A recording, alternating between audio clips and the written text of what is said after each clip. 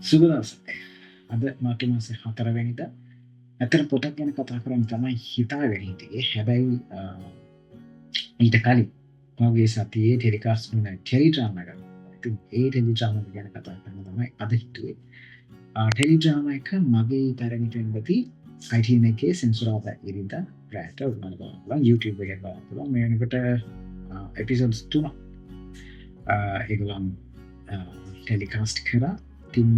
Episode පලනි episode එක ඉතාම ආසාවෙන් බැලුවා. ඒ හින්දා කතා කරන්න ඕනේ කියලා හිතුවා. එපිසෝඩ්ස් තව දෙකක් විතර යනකල් හිටිය මේක කොයි පැත්තටද යන්නේ කියන එක බලන්නත් එක්ක ඒ හින්දා ආසාවෙන් බලපු එකක් හින්දා ටෙලි ඩ්‍රාමා එක ගැන පොඩ්ඩක් කතා කරන්න හිතුවා.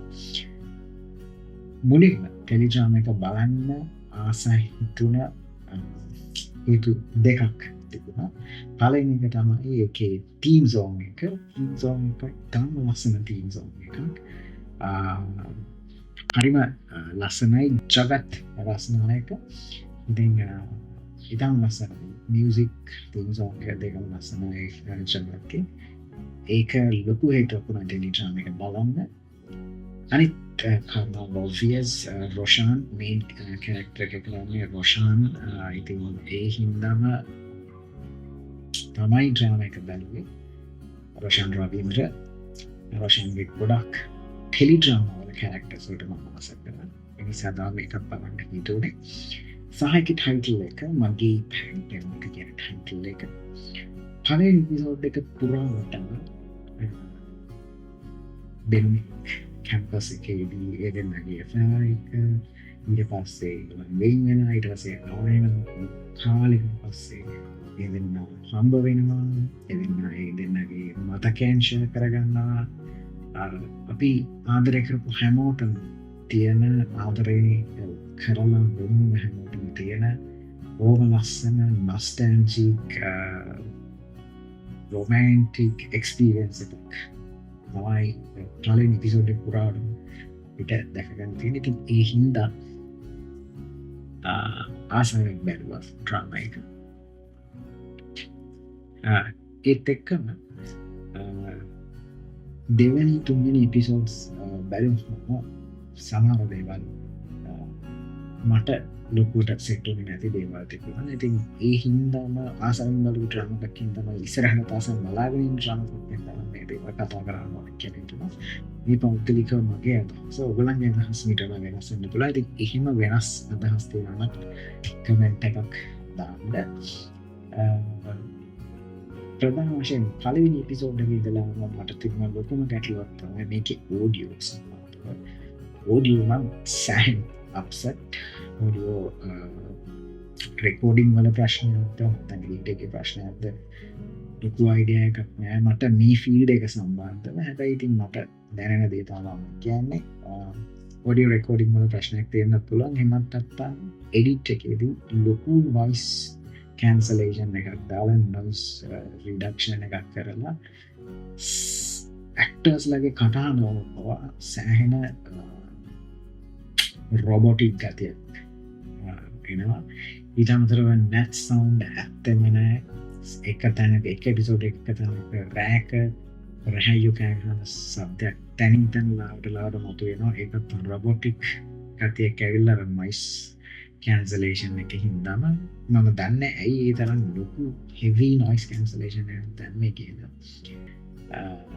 ඊට අමතරව මම කියවතගේ නැට් සවුන්ඩ් ගොඩක් තැන්වල නෑ. එක තැනක තියෙන බයිසිකලයක් එනවා. රොෂාන් බයිසිකලයකින් එන සීන් එක. එතන නැට් සවුන්ඩ් උත් නෑ, මියුසික් උත් නෑ. ඉතින් ඒ වගේ කාරණා කීපයක් තියෙනවා ඒ පැත්තේ. හැබැයි සමස්තයක් වශයෙන් ගත්තාම චින්තක ඩිබණ්ඩාර තමයි කැමරා කරලා තිබුණේ. යාගේ කැමරා ඇන්ගල්ස් ලයිටිං ලස්සනයි. ඉතින් ඒ පැත්තේ ප්‍රශස්ත මට්ටමක තිබුණා. සහ මේකේ ලොකුම දේ තමයි ඒගොල්ලන් යූස් කරලා තියෙන කාස්ට් එක. ඉතාම හොඳ කාස්ට් එකක් තිබුණා. රොෂාන් රවීන්ද්‍රන් පටන් ගත්තාම ෆොන්සේකා ප්‍රියන්ත සිරිකුමාර ඊට අමතරව වත්සන රණසිංහ මනෝජා අකලංක ලොකු කාස්ට් එකක් හොඳ කාස්ට් එකක් තිබුණා. හැබැයි ඒගොල්ලන්ව කොයිතරම් දුරට ඩිරෙක්ට් කරලා තියනවාද එයාට අවශ්‍ය දේ ගන්න කියන එකේ පොඩි ගැටලුවක් තියෙනවා මට පෞද්ගලිකව.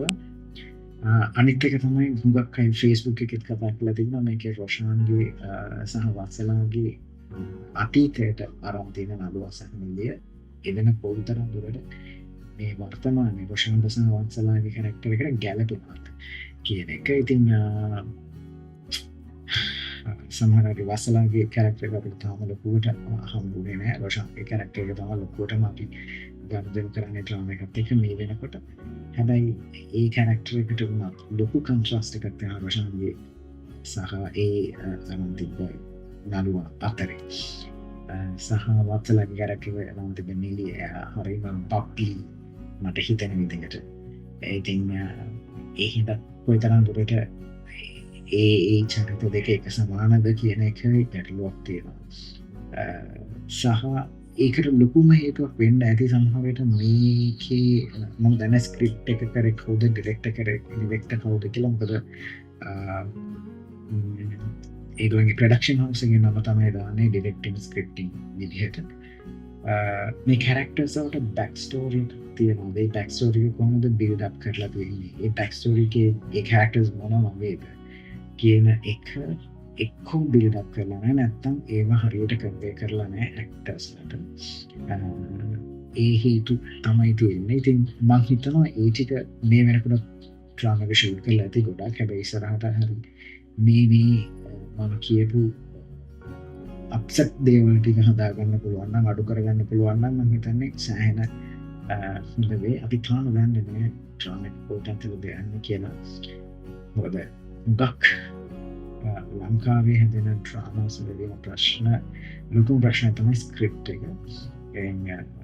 ෆින්ගර්ස් ක්‍රොස් කරගෙන ඉන්නවා හොඳ ස්ක්‍රිප්ට් එකක් වෙයි කියලා සහ හොඳ ඩ්‍රාමා එකක් වෙයි කියලා අපිට බලන්න. ඉතින් ඕගොල්ලන්ගේ අදහස් මීට වෙනස් නම් කමෙන්ට් එකක් දාන්න. ආසාවෙන් බලන්න ගත්ත නාට්‍යයක් හින්දා තමයි ඒකේ තිබුණ අඩුපාඩු කතා කරන්න තුනේ. එහෙම නැතුව අඩුපාඩු කතා කරන්න නෙමෙයි මේ channel එක හැදුවේ. කිසිම නෙගටිව් දේවල් කතා කරන්න නෙමෙයි. හැබැයි ආසාවෙන් බලන්න ගත්ත ඩ්‍රාමා එකක් හින්දා මේ දේවල් ටික කතා කරන්න ඕනේ කියලා හිතුවා. අපි ඊළඟ එපිසෝඩ් එකෙන් පොතක් ගැන කතා කරන්න හදාගන්නවා. එතකොට හම්බෙමු. Thank you.